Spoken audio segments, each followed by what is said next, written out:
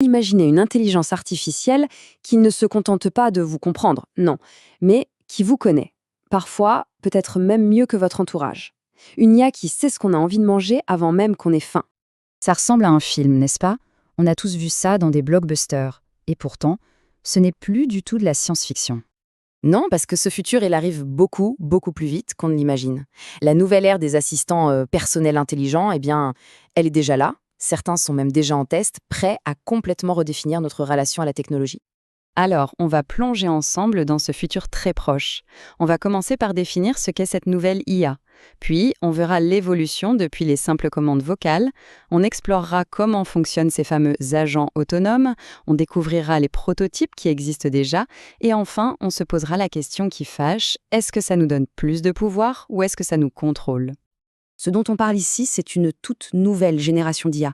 Elle ne fait pas que répondre à des ordres. Elle comprend le contexte, nos émotions, nos intentions.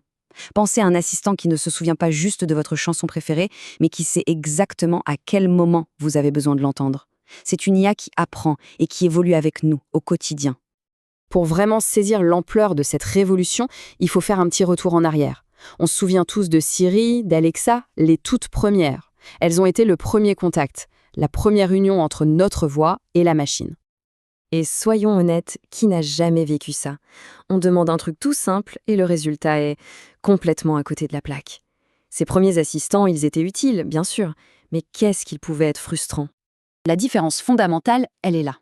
Les anciens systèmes, ils fonctionnaient avec des mots-clés, sans aucune mémoire. Aujourd'hui, les grands modèles de langage, les fameux LLM, ont absolument tout changé.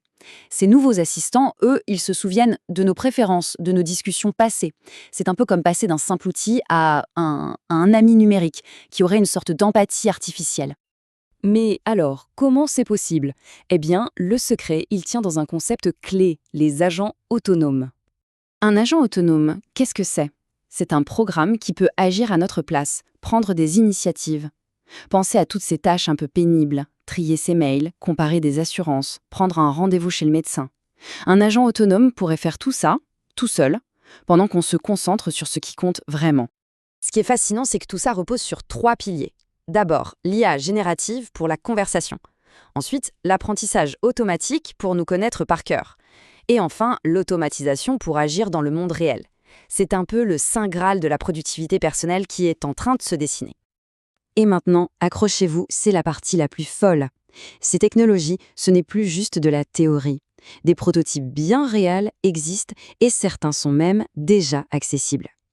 On a par exemple le Human AI Pin. C'est une petite broche qu'on porte sur soi. Pas d'écran, elle utilise un microprojecteur pour afficher des infos directement dans la paume de la main. Elle comprend son environnement et, bien sûr, elle répond à la voix. Ensuite, il y a le Rabbit R1, ce petit boîtier orange. Lui, il est conçu pour piloter toutes nos applications. On lui dit « commande une pizza » et hop, il ouvre l'appli, il choisit, il paie, il suit même la commande pour nous. Évidemment, OpenAI est dans la course, avec une version de ChatGPT dotée d'une mémoire persistante. Imaginez une IA qui se souvient qu'on prépare un voyage en Italie et qui, des semaines plus tard, nous propose spontanément des infos utiles. Et puis il y a Grok, l'IA d'Elon Musk directement intégrée à la plateforme X. Elle apprend de nos posts, de notre langage, pour nous comprendre et parfois même pour nous taquiner un peu dans le plus pur style de son créateur. Tous ces prototypes, c'est le début d'une nouvelle ère, une ère où chacun aura sa propre IA. Mais ça soulève une question fondamentale. Comment est-ce que ça va vraiment changer nos vies? Et surtout, quels sont les enjeux derrière cette révolution? Le potentiel est juste immense. Imaginez une IA qui gère les mails, qui négocie avec les services clients, qui organise les finances, qui planifie les vacances. C'est comme avoir un secrétaire, un analyste et un coach personnel, tout ça dans sa poche, 24 heures sur 24. Mais c'est là que ça se complique. En déléguant autant de pouvoir à une machine, jusqu'où est-on prêt à aller? Où est-ce qu'on trace la ligne entre une aide précieuse et une dépendance totale? Les risques, ils sont bien réels. La question de la vie privée, d'abord, elle est centrale. Qui va posséder toutes ces données si intimes? Il y a aussi le risque de dépendance, bien sûr, et pire encore, celui de la manipulation. Une IA qui connaît nos faiblesses émotionnelles pourrait être utilisée pour nous influencer. L'idéal, évidemment, ce n'est pas une IA qui nous contrôle, c'est une IA qui nous augmente. Une véritable extension de notre propre esprit où c'est nous qui restons le seul propriétaire et le seul maître de nos données et de notre agent numérique. Alors, à quoi s'attendre? Les experts prévoient que d'ici 5 ans, avoir son IA personnel sera aussi normal que d'avoir un smartphone. Mais à l'horizon 2030, on pourrait passer à l'étape supérieure.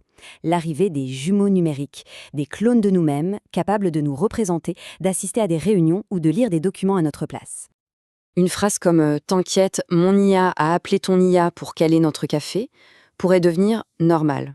Nos assistants discuteront entre eux pour gérer nos vies. Ces assistants, l'idée, ce n'est pas qu'ils nous remplacent, mais qu'ils augmentent nos capacités, qu'ils redéfinissent notre façon de travailler, d'apprendre, de vivre. Et ça nous amène à une dernière question. La prochaine fois qu'on discutera avec une IA, est-ce qu'on sera, sans le savoir, en train de parler au tout premier prototype de notre futur nous numérique ?